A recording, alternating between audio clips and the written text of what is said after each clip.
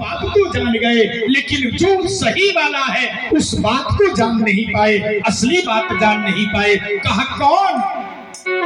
कहा जाना तूने जाना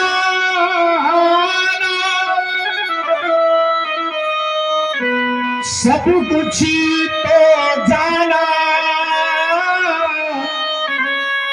और लेकिन उसको नहीं जाना जहां अंत समय में जाना है, लेकिन उसको नहीं जाना जहां अंत समय में जाना है। प्यारे, सब कुछ जान रहे हो जीवन में, क्या करने से क्या लाभ मिलेगा सब जान रहे हो, लेकिन उस परम पिता परमेश्वर को आप नहीं जानते। अगर जानते तो ये गलती नहीं करते। और वही नन्हा सा बालक संत भगवान को प्रणाम करता। अच्छा ध्यान देना, जीवन में प्यारे काम करते रहो, नाम जपते रहो, जितना हो सके उठते बैठते खाते पीते सोते जागते हर समय परमात्मा का सुमिरन करते रहो, नाम जपते रहो। क्यों? क्योंकि जीवन की कोई गारंटी नहीं, और मृत्यु देवी की 4 घंटी बजती है प्यारे। पहला घंटी बालों का सफेद हो जाना, और जब बाल सफेद होने लगे तो समझ जाना चाहिए कि मृत्यु देवी की पहली घंटी बज चुकी है। यानी मानो मृत्यु देवी कहना चाहती है, अरे प्यारे, आपने तरह तरह के शैम्पू साबुन का प्रयोग किया, तेल का प्रयोग किया, खूब शीशा लेकर के कंघी से बालों को सजाया, बालों को झाड़ा, अब इन सारी बातों से मुख मोड़ करके भगवान का सुमिरन कर दो। फिर भी जीवात्मा बूढ़ा होना स्वीकार नहीं करता, बाजार जाता और जाकर के हेयर डाई लेकर के आता और सफेद बालों को काला बनाने लगता। क्यों? क्योंकि अभी तो मैं जवान हूं। ध्यान देना प्यारे, मृत्यु देवी की दूसरी घंटी बजती, आंखों से कम दिखाई देना।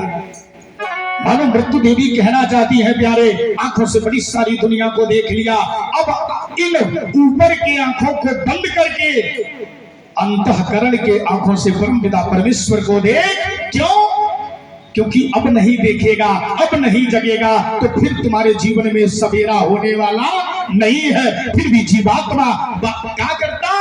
जाता है अपने आंख को चश्मा लगा लेता, और बहुत सारे महाराज ऐसे हैं कि लेंस बदलवा लेते। क्यों? क्योंकि अभी तो मैं जवान हूं।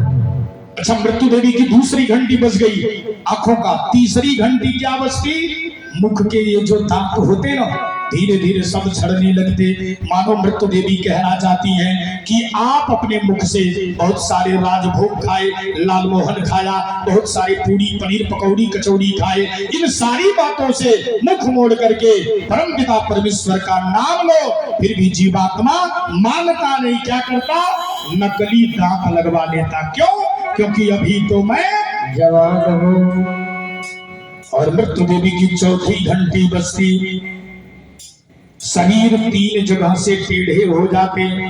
मानो मृत्यु देवी कहना चाहती, आज तक आपने बहुत बोला, मैं पंडित जी, मैं बाबू साहब, तो मैं यादव जी, तो मैं गुप्ता जी, तो मैं जायसवाल साहब, तो मैं फला, मैं ढिमका, इन सारी बातों से मुख मोड़ लो और परमात्मा के शरण में झुक जाओ। फिर भी परमात्मा कहते हैं शरण में झुक जाओ, लेकिन जीवात्मा बूढ़ा होना स्वीकार नहीं करता। क्या करता?